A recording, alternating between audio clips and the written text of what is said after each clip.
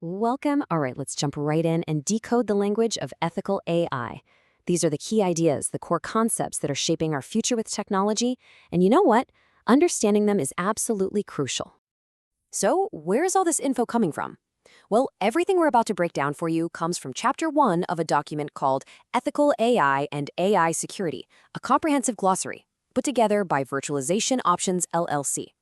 We're going to unpack the big foundational ideas they lay out. Okay, so let's get right to the heart of it. Here's the big question that hangs over everything. AI is already shaping your world, right? From how you find a job to what you see online. But how do we make sure it's actually built to help us and not to harm us? That's really what this is all about. We're going to start with what I like to call the guiding stars. These are the big picture principles, the moral compass, really, that should be pointing every AI developer in the right direction. This is all about the why. First up is the big one, AI ethics. Think of this as the giant umbrella that covers everything else. It's the whole field dedicated to asking those fundamental questions about right and wrong. And it's not just about code, no way. It pulls from philosophy, from law, from technical standards, to figure out the values we should be building into these systems from the ground up. Now, this is a really important distinction you'll see here. You might hear ethical AI and responsible AI used like they're the same thing, but they're not. Ethical AI is the philosophical side. It asks the big, tough question, should we even build this? But responsible AI is more practical.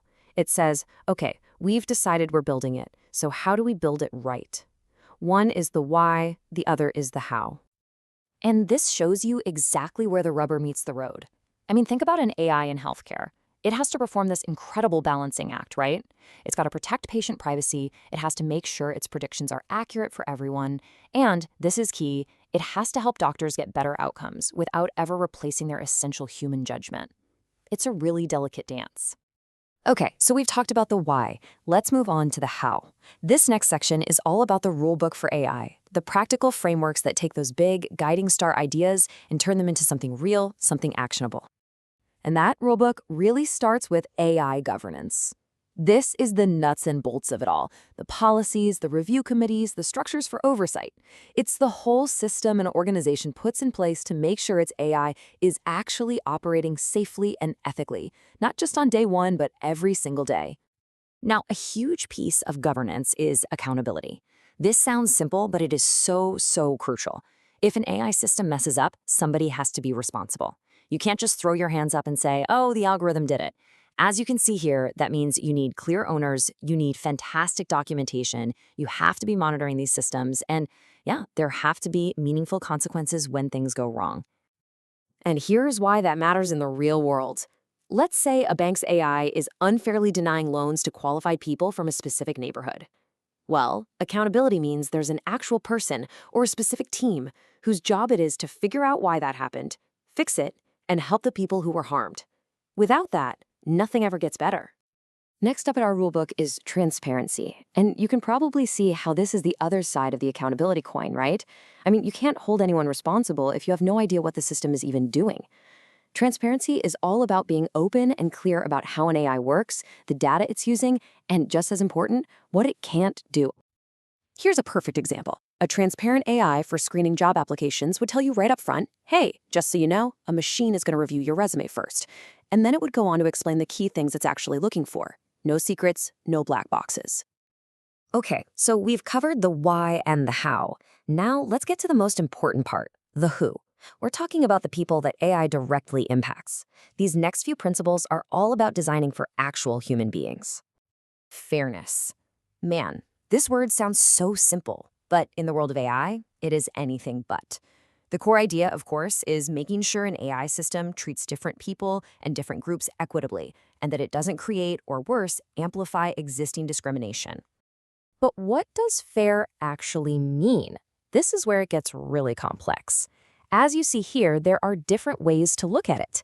Does fairness mean getting equal outcomes for all groups? Or does it mean everyone goes through a fair process? Maybe it's about a fair distribution of the good stuff and the bad stuff. Or is it just about treating similar people in similar ways? The truth is, you have to think about all of it.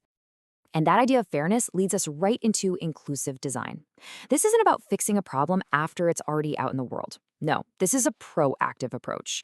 It means you are intentionally bringing diverse voices and needs into the design process from day one to make sure the AI you build works for everybody, not just some imaginary average person.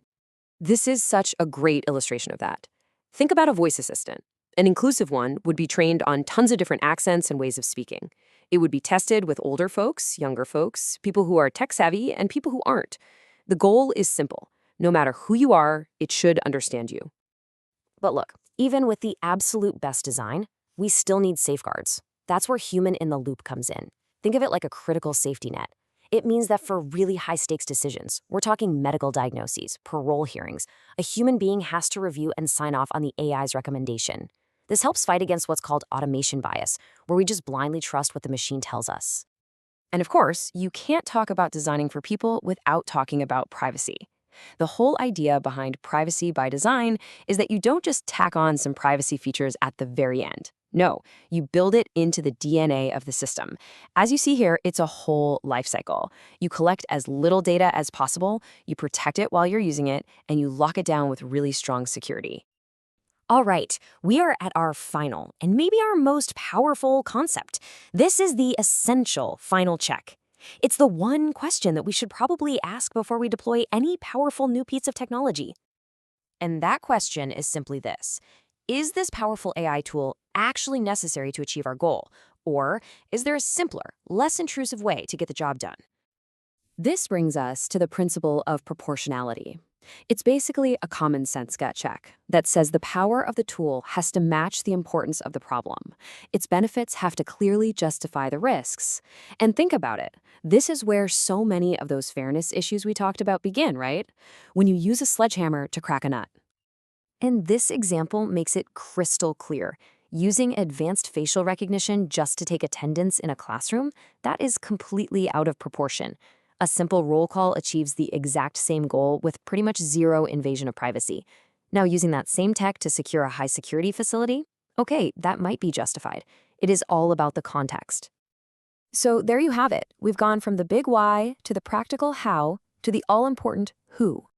Now that you have the vocabulary, the final question isn't for me, it's for you. Now that you know the language, what will you demand from the AI in your life? Because knowing this stuff is the first step to actually shaping a better future with technology.